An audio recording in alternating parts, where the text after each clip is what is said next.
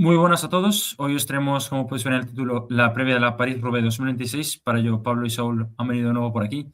Gracias de nuevo. Gracias a ti. A ti.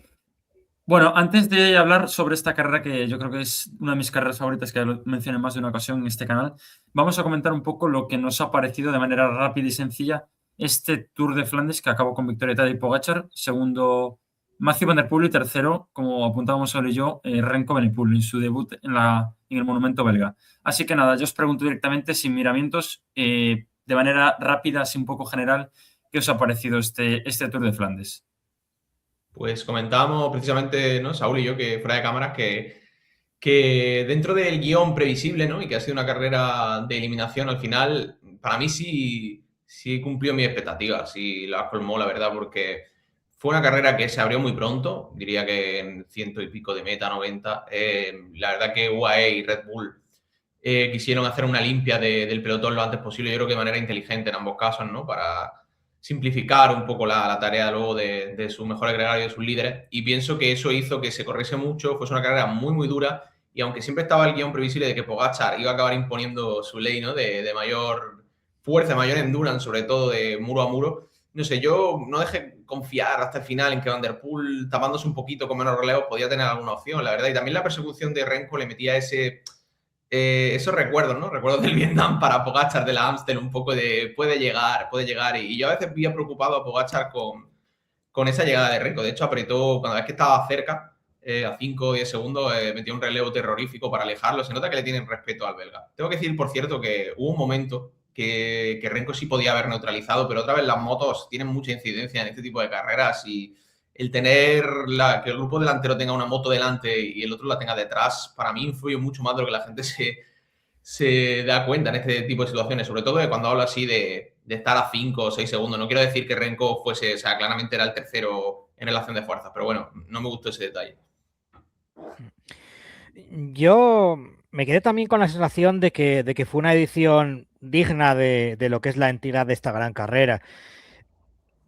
Lo digo también en función de impresiones que he leído por ahí, sobre todo describiéndola como una carrera decepcionante porque no hubo realmente ataques de los favoritos, ¿no? Sino que fue un desgaste en plan, no sé, como si se pone uno a tirar a tope subiendo un puerto y va dejando a todos uno a uno. Vale, en cierta manera fue así, en particular desde el segundo Quaremont hasta meta, ¿no?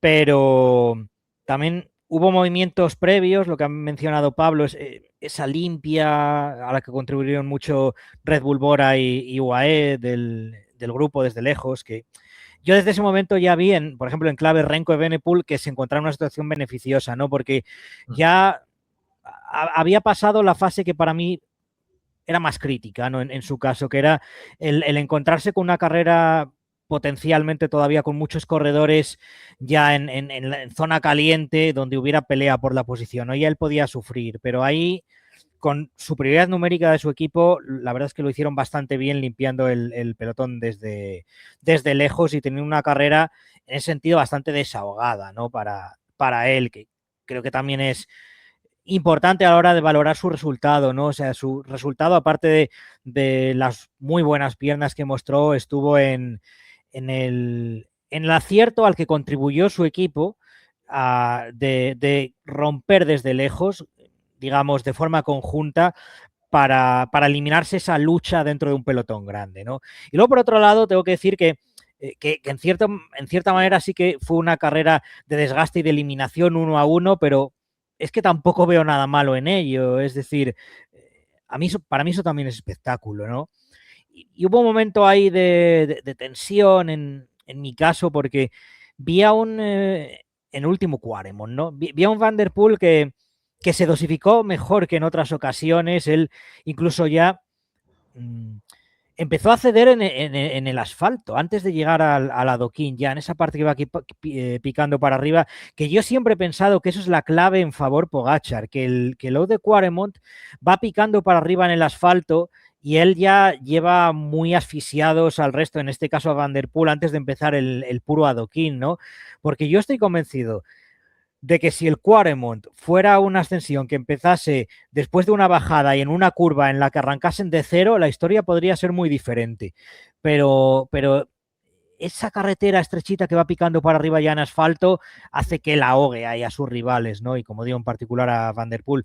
Pero fue un Mathieu que se reguló muy bien y aunque cedió en el principio, luego prácticamente desde la mitad del Quaremont, la parte un poquito ya más tendida del Quaremont, todo ese final, es kilómetro y pico, ¿eh? Es que ahí no perdió nada, subieron a la misma velocidad, ¿no? Entonces yo ahí tuve también esa tensión de qué pasaría, pero bueno, siempre parece que tiene Tadej esa capacidad de guardar un poquito más, ¿no? Y al final meter tiempo en el final entre muro y muro, que fue lo que acabó haciendo él, ¿no? Entre Quaremont y Paterberg metió un poco y luego de Paterberg a meta otro poco. Pero sí es verdad que, por ejemplo, arriba del Paterberg yo le vi un lenguaje corporal que hacía tiempo que no le veía, ¿eh? Realmente de haberlo tenido que dar todo. O sea, he leído también mucho de que la gente decía que si ganó sobrado, que podía haber metido más tiempo. Bueno, estoy casi diciendo lo mismo que dijo Pablo antes, ¿no?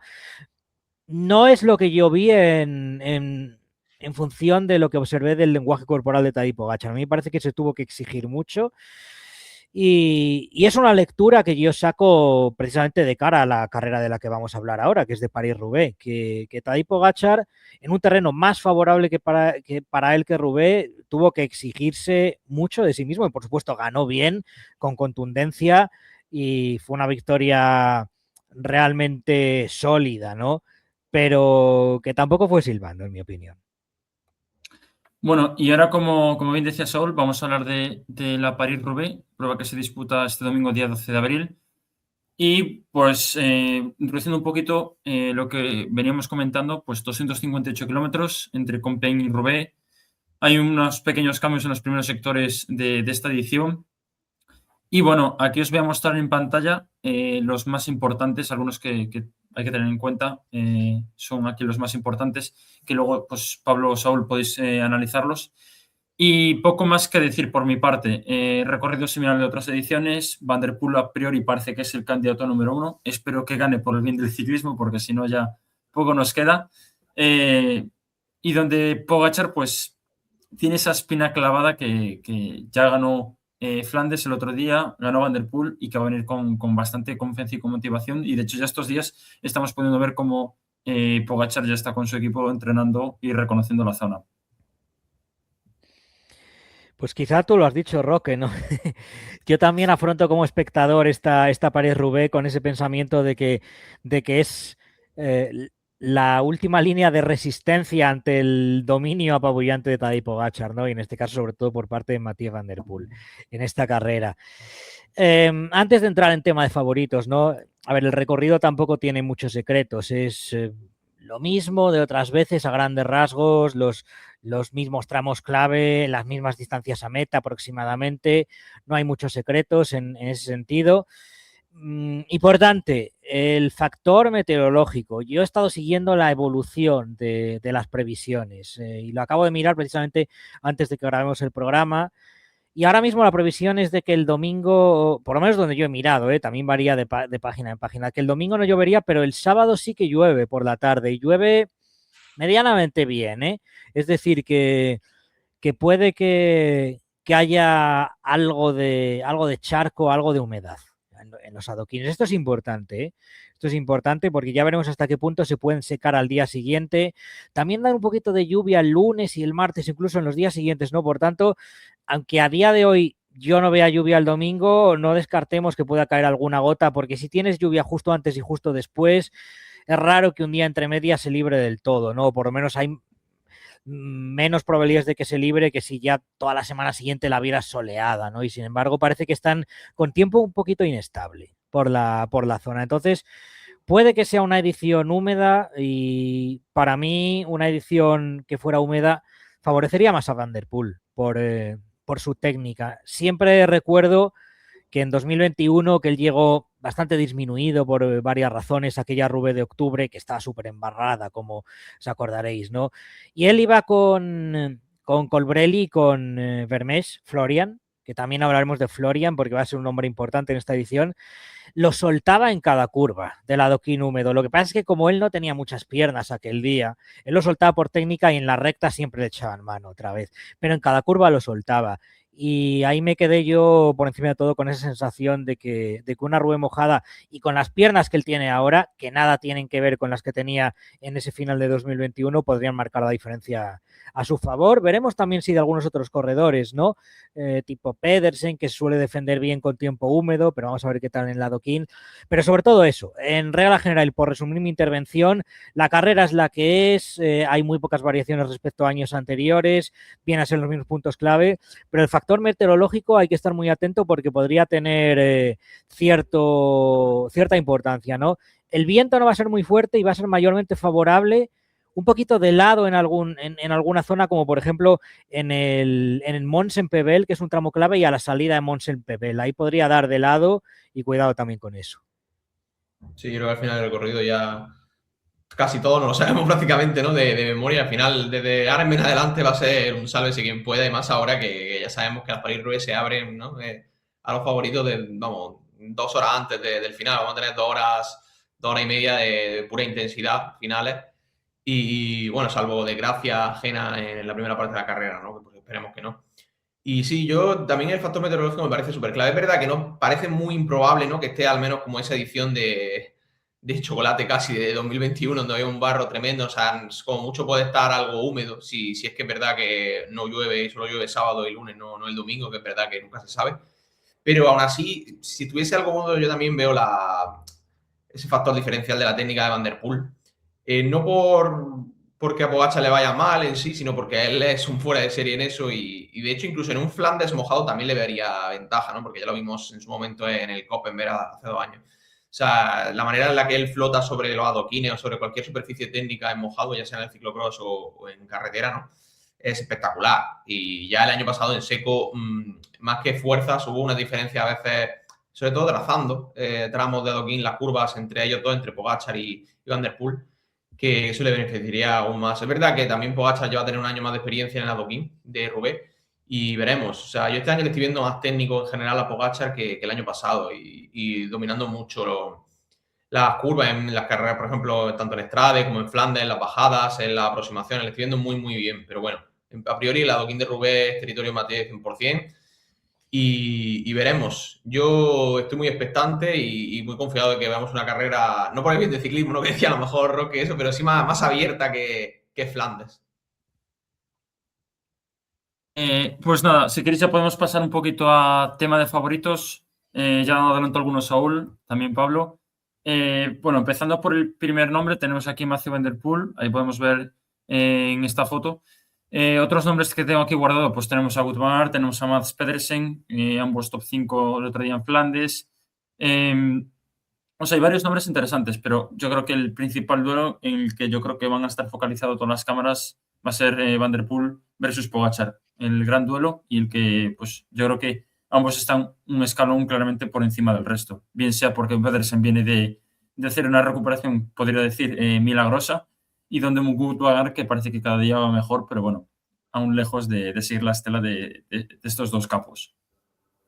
Sí, empezando un poco por eso último que has comentado de la diferencia entre ellos y Wout van Aert. Yo al final es verdad que suelo confiar mucho en Wout van Aert para la París-Roubaix, más que para el Tour de Flandes. Muchas veces no se cumple luego y al final acaba igualmente en la misma posición, ¿no? que en Flandes. Pero no sé, yo creo que si en un terreno puede estar más cerca de ellos, sigo convencido de que tiene que ser en Roubaix. Al final, el factor desnivel en Flandes, la acumulación de nivel frente a Van der Poel y especialmente Pogačar le penaliza bastante. Y sin embargo, Roubaix al final, es verdad que la fatiga igualmente se acumula mucho y eso sigue beneficiando a Pogačar sobre todo, pero creo que ahí Van Aert puede mitigar más eso. Y yo este año le estoy viendo, acabó en la misma posición, casualmente, ¿no? En Flandes 2025-2026, pero yo le vi mejor. O sea, creo que hubo más nivel este año, también por la presencia de Renko, y Van Aert soltó a Pedersen bien y estuvo siempre manteniendo las distancias con el dúo de punta en Flandes y con Renko. Yo a Van Aert le veo en ese tercer escalón, pero mucho más cerquita de Pogačar y de Van der Poel que en Flandes. También Pedersen, aunque creo que no sé, llega un pelín por debajo del año pasado, que recordemos que sin el percance del año pasado Pedersen podría haber estado con, no sé si con Matías al final, pero con Pogačar probablemente, o sea, aún así, y diría que para mí mi hombre, cuarto hombre, sería más bien Filippo Ganna, que no sé, este año tengo esa intuición de que va a llegar justo con la forma idónea. Ya lo he comentado una vez Saúl, ¿no? Que empezó muy fuerte el año pasado, quizá no llegó con el fuelle necesario a esta cita, pero yo confío incluso más que en él que en Pedersen. Pero bueno, les pondría en ese mismo nivel. Y por destacar unos cuantos así outsiders, tercer escalón, pues estaría Florian Vermes, pero que, claro, tendrá que trabajar para Pogačar, pero le estoy viendo unas piernas descomunales y en teoría Rubé su carrera. Por supuesto, Jasper Philipsen, ¿no? En la bancada de Alpecin. Y yo confío bastante en los Red Bull Bora también, en ese, digamos, cuarto escalón. No está Renko de Benepool, pero yo creo que Tim Van Dijk, Gianni Vermeers y Laurens Pitti, que acabaron los tres entre los 15 primeros de Tour de Flandes, se adaptan muchísimo más a París-Roubaix que al Tour de Flandes, especialmente Tim Van Dijk, que ya le recuerdo una edición muy, muy buena hace un par de años, luchando por el top 7, top 8 más o menos. O sea, no sé si quiere añadir algún nombre más, Saúl. Yo iba a hablar de, en particular, por no repetir ya en cuanto a los grandes nombres, porque, por ejemplo, respecto a Van Aert estoy muy de acuerdo con lo que has dicho, y respecto a Van der Poel y Pogačar parece que está casi todo dicho, ¿no? Pero yo diría que, a ver, los nombres van a ser los mismos que en Flandes, pero sustituyendo a Evenepoel por Pipo Ganna, que efectivamente lo visto en A través de Flandes confirma esas sensaciones que tú recordabas ahora, ¿no? Y que he transmitido varias veces de que él se está guardando un poco en Tirreno y demás para no llegar fundido a estas alturas de año, como creo que le pasó el año pasado, que estaba a su mejor nivel a mediados de marzo y ya a principios de abril iba claramente en la cuesta abajo, ¿no? Y ahora quizás sea exactamente lo contrario. Y un Pipo Ganna en gran forma en Roubaix sí que es un ciclista para mí que puede tener al menos la presencia equivalente a la de Renko Evenepoel en Flandes, ¿no? Y yo quería mencionar a los dos Vermés, precisamente. Ya sabéis que no tienen nada que ver en cuanto a parentesco, pero tanto Florian Vermés como... Bueno, se me ha escapado, se me ha ido la especie ahora del nombre del otro, del Vermés del Red Bull Bora. Gianni, lo diré. Lapsus mental absoluto. Encima, como bien sabes, Pablo, uno de mis ciclistas fetiche, Gianni Vermés. Cosas del directo, madre mía, Gianni Vermés. Se me había ido totalmente, pero bueno, así se ve que no somos máquinas ni inteligencia artificial. Estas son cosas del directo. Yo creo que los dos Vermés van a ser de dos ciclistas que estén muy delante, ¿no? Y Gianni tuvo una edición escandalosamente buena de Roubaix, no sé si fue la del 23 o la del 24, no me acuerdo exactamente, pero impresionante. Estaba de top, creo que al final terminó sexto, pero estaba de top 5 en cuanto a fuerzas. Me parece una carrera que le va mucho mejor que Flandes incluso, y eso que es un corredor relativamente pequeño y ligero, ¿no? Pero anda una barbaridad en el adoquín llano, siempre se le ha dado muy bien. Entonces, para mí es un ciclista que va a tener mucho que decir y va a tener una presencia grande, grande hasta cerca de los mejores, en grupitos perseguidores muy inmediatos. Con Florian lo mismo. Florian, no olvidemos que ya fue podio, ¿no? En aquella edición que hemos hablado de 2021. Imagino que es un todo para Pogačar, evidentemente, pero puede jugar más Florian, creo, en Roubaix que en Flandes, donde es un corredor un poquito más limitado. Y luego los otros Red Bull Bora también, Tim Van Dijk, Mick, yo creo que Mick también lo puede hacer muy bien, ¿no? Laurens Pitti tiene equipazo, les falta un Renko, ¿no? Pero tiene equipo para estar por ahí con mucha gente. En este caso, y respecto a Van der Poel y hablando del equipo, eso es lo que yo veo que le falta, ¿no? No tiene confirmada todavía la alineación Alpecin del todo. Evidentemente está Jasper Philipsen, que sabemos que cuando está bien de verdad es un corredor en Roubaix impresionantemente bueno. Lo que pasa es que Philipsen, yo sinceramente, en las ediciones de Roubaix en las que ha sido segundo, para mí no ha hecho nada en favor de Van der Poel. Es decir, creo que Van der Poel hubiera hecho exactamente la misma carrera sin la presencia de Philipsen. Entonces, todavía tengo yo que ver que el estar Philipsen ahí entre los mejores pueda beneficiar de algún modo a Van der Poel. Sinceramente, hasta ahora no he visto eso. Senechal en su día era un buen corredor para Roubaix, pero yo lo veo ya bastante amortizado, ¿no? Me gustaría que llevaran a Tibor del Grosso, de quien estoy convencido que es un futuro ganador de esta carrera, pero en principio no la tenía en el calendario y en la preselección faltan 2 corredores ahí, pero todavía no está, así que no sé yo. Vamos a ver de Philipsen, ¿eh? Yo creo que Philipsen está bien y debería de estar entre los mejores, pero más allá de eso, el equipo de Alpecin flojea un poquito. Vale, pues no sé si para terminar, antes de decir nuestro top 3, os animáis a decir un poco, pues en hilo a... Un segundo, que tengo que compartir. En hilo un poco a, pues a jugar un poco a aventurarnos en este canal. ¿Cuándo os atrevéis a decir que va a ser el sector clave o el ataque de Pogačar o de Van der Poel? Teniendo en cuenta un poco que estos son los principales sectores de la carrera. Dale, si quieres, Saúl. Personalmente, pienso que el tramo previo a Arenberg va a ser clave ya. Mi sensación es que a Arenberg va a llegar un grupo pequeño, probablemente algo equivalente al movimiento que hubo en Flandes ya cuando se van los Red Bull Bora y con Renko, se va Van der Poel, están UAE con Pogačar y con Florian Vermees y había ¿cuántos? 15 corredores, 20 como máximo, un movimiento de ese tipo es el que yo espero que salga ya del tramo previo a Roubaix, si no incluso menos corredores, previo a Arenberg, perdón, si no incluso menos corredores y eso, Arenberg, de Arenberg podrían salir perfectamente ya Pogačar y Van der Poel por delante, ¿eh? Pero tengo esa impresión desde hace un tiempo de que la carrera Arenberg va a llegar ya muy selecta y por tanto esa pelea previa por la posición antes de Arenberg no va a ser tal porque van a llegar ya los mejores ahí sueltos. Y ojo también a los tramos de asfalto, que el año pasado se utilizaron y los pequeños, muy pequeñísimos, diría yo, repechos que hay de asfalto pueden ser clave. Y la gente lo suele interpretar más en favor de Pogačar y yo lo interpreto al revés. Creo que Van der Poel, como son tramos a lo mejor de 300, 400 metros al 4, al 3%, cosas así, son pequeños salidas de, por ejemplo, de tramos. Hay uno que muy característico. Yo creo que ahí Van der Poel es el típico arreón un poco de ciclocross, ¿sabes? De 30 segundos a muerte, que tiene esa capacidad de pasarlo sprintando y puede hacer daño a Pogačar. Viceversa también, pero me cuesta ver esa explosividad de Van der Poel en eso es tremenda, ¿no? Yo recuerdo el año pasado una en la que me recordó al Van der Poel de la rampa, ¿no? De Benidorm, de la parte esa de asfalto del circuito de Benidorm en la que ataca de pie siempre a muerte, ¿no? Y le hizo daño a Pogačar el año pasado en alguna zona de asfalto. De hecho, creo que fueron icónicas, ¿no? Las imágenes del coche de UAE adelantando a todos los ciclistas a darle el jugo de pepinillo de los calambres después de un ataque de Van der Poel en el asfalto. Vale, pues nada, si queréis para cerrar el vídeo, hacemos nuestro top 3 y a ver a quién gafamos esta vez. Vale. Bueno, tenemos acertado casi todo, en el anterior. Sí, bueno, sí, en el anterior sí, pero bueno, por norma no. A ver, sí. Iba a arrancar yo, Roque. Pues arranca.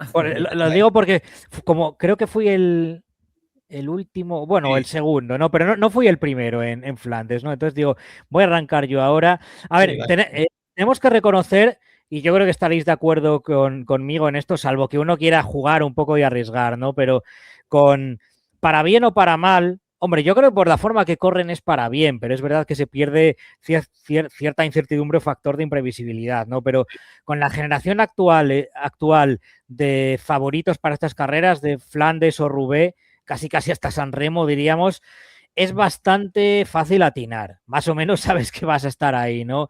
En años previos iba a ser más complicado, pero yo voy a ir por un Van der Poel.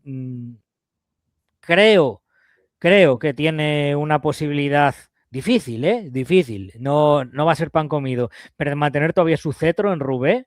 Voy a decir Van der Poel, Pogačar, y está dudando entre Van Aert y Pedersen, ¿no? Para el tercer puesto. Igual decir Pedersen era repetir el top 3 del año pasado, incluso Pipo gana, ¿no? También puede estar ahí. Pero voy a romper una lanza en favor de Wout y lo voy a poner ahí en el podio de Roubaix. Y además creo que va a estar bastante cerca de quien gane en cuanto a tiempo perdido, no a más de un minuto. Vale, pues voy yo si quieres, Roque, y tú Sí, luego adelante. finalizas. Yo voy a decir Van der Poel. Estoy dudando, pero voy a decir Van der Poel. Segundo voy a decir Wout van Aert y tercero Pogačar. Creo que me la voy a jugar a un Van Aert que esté en el velódromo o por lo menos si Van der Poel no llega solo, pues con él y superando a Pogačar en el sprint. Voy a verlo así. Bueno, para que la gente no se queje y como no quiero copiar porque iba a decir Wout van Aert tercero, bueno, obviamente para mí Van der Poel va a ser el vencedor. Segundo Pogačar, yo creo que aún, bueno, espero, como dije al principio del vídeo, de que siga manteniendo pues ese ciclismo, aunque sea un poco abierto. Segundo Pogačar y tercero voy a decir a Pipo Gana. Ya que no digo Wout y Pedersen no lo veo haciendo top 3, pues voy a decir a Pipo Gana como tercero y ese es mi podio para París-Roubaix. Así que nada, bueno, como decía Saúl, son bastante parecidos porque a diferencia de una gran vuelta de alguna otra monumento como puede ser Lombardía, pues yo creo que aquí el abanico de favoritos, pues realmente los favoritos, por no hablar de Brennan, por no hablar de Philipsen y demás que se podían mencionar para pues, cerrar el top 10, pues al final son bastante parecidos los podios. Así que nada más, gracias chicos por aceptar la invitación y por participar en el vídeo, gracias a la gente por escucharnos y nada, todos en el televisor este domingo para ver París-Roubaix. Me encantaría que lloviese porque me recordaría un escenario, como dijo Saúl, de Colbrelli, que es un escenario que yo creo que hace tiempo que no lo vemos, que siempre tocó ediciones bastante secas y bastante soleadas. Así que nada, veremos a ver qué nos tienen preparados los corredores y a disfrutar esta nueva carrera. Un saludo y un abrazo. Chao, chao. Hasta luego. Chao.